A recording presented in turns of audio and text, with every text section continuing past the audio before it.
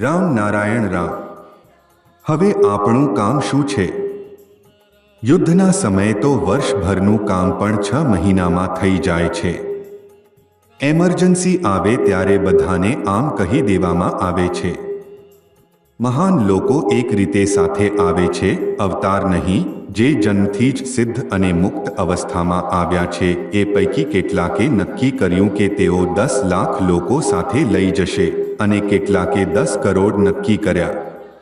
Engine બનીને બધા ડબ્બાઓને સાથે લઈ જવું કોઈ માટે શક્ય નથી. જો ડબ્બાને એન્જિન બનાવી દેવામાં આવે તો તે થાકી જશે. ડબ્બો જ રહે તો સારું. જ્યાં એન્જિન જશે ત્યાં ડબ્બો પણ જાય તો સારું. આ બધું તો રસ લાગવાથી થાય છે. એટલે એન્જિન કહે છે, મને મજબૂતીથી પકડો, હું જ્યાં જઈશ ત્યાં તમે પણ જશો. ડબ્બાનું આ માર્ગ અત્યંત સુંદર છે. મારી વાત એ છે કે એ જગ્યાએ પહોંચો. જ્યારે તમે માત્રા સાથે ચાલો છો ત્યારે એન્જિનને સ્પીડ મળે છે. તમે પણ એન્જિન બની જશો. દરેકમાં એ શક્તિ છે. આ સૃષ્ટિનો નિયમ છે.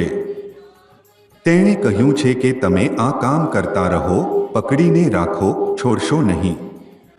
હું પહેલેથી જ કહી ચૂક્યો છું કે દરેક કાર્યમાં વિઘ્ન હોય છે.